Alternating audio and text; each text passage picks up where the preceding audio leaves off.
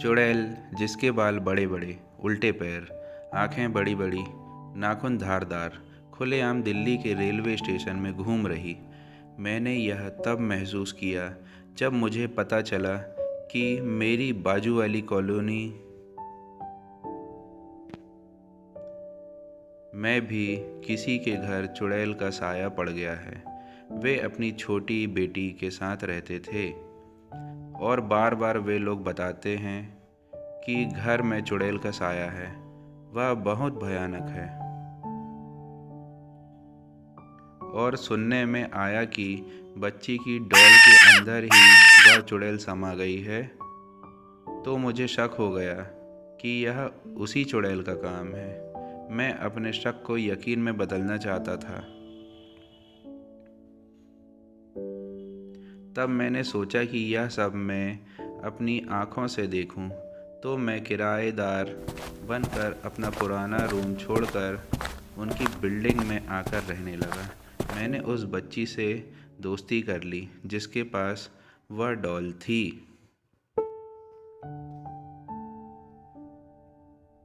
एक दिन जब रात में खूब जोर कर चिल्लाने की आवाज़ आई, तब मैंने बाहर जाकर देखा तो उस बच्ची के माता पिता घर के बाहर खड़े बहुत ही ज़्यादा डरे हुए थे। उन्होंने मुझे बताया कि उनकी बेटी रात में उसकी डॉल के साथ खेल रही थी। उसकी डॉल बातें कर रही थी।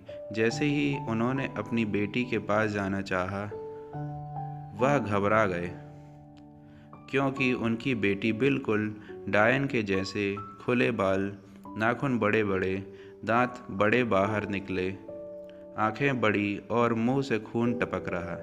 हम तीनों ने सोचा घर जाकर देखें। जैसे ही हम अंदर गए तो सब नॉर्मल था। दूसरे दिन शाम तक सब नॉर्मल था। सब ने खाना खाया और मैं अपने घर आ गया। उन लोग भी सोने चले गए। रात में लगभग 2 बज रहे थे। मेरे घर पर खिड़की की आवाज़ बार बार आ रही जो मुझे सोने नहीं दे रही थी। घड़ी की आवाज़ मुझे साफ साफ सुनाई दे रही थी। खिड़की से बहुत तेज आवाज़ आ रही थी, मानो कोई आवाज़ दे रहा हो।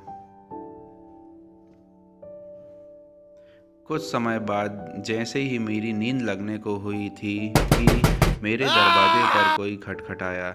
मैं डर गया और जाकर देखा तो उस बच्ची की माँ घबरा कर मेरे पास आई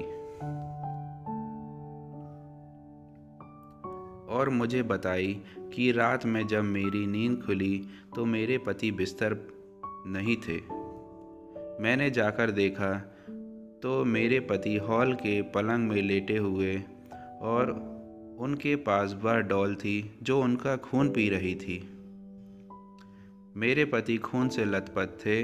मेरी बेटी भी वहीं पर उस डॉल के साथ चाकू लिए हुए थी। उसके मुंह से भी खून टपक रहा था। मैंने फ़ौरन वहां जाकर देखा और उस आदमी को फ़ौरन अस्पताल पहुंचाया। हम सब अस्पताल चले गए।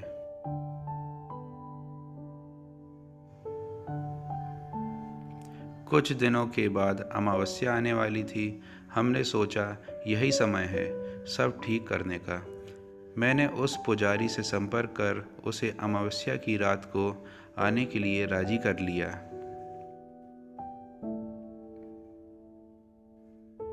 वह अपने साथ एक बड़े पुजारी को भी लेकर आया। रात के लगभग 3 बजे एक बार फिर वही घटना घटने वाली थी। जैसे ही डॉल और बच्ची एक साथ अपना रूप बदले, पुजारी और उसके साथ आए बड़े पुजारी ने मंत्र विद्या से उसे अपने बनाए हुए मोमबत्ती के घेरे में खड़ा कर दिया। सबसे पहले पुजारी ने उसकी बेटी से वह आत्मा को बाहर किया और उस आत्मा को मुक्ति दिलाने के लिए घेरे के अंदर ही अपनी मंत्र विद्या से उस डॉल के साथ ही उस आत्मा को जला दिया। बहुत ही भयानक दृश्य था। बहुत ही भयानक आवाज़ निकाल रही थी। यह सब देखकर मेरे तो रोंगटे खड़े हो गए थे, जान हथेली में आ गई थी। यह सब मैं अपने जीवन भर नहीं भूल पाऊँगा। धन्यवाद।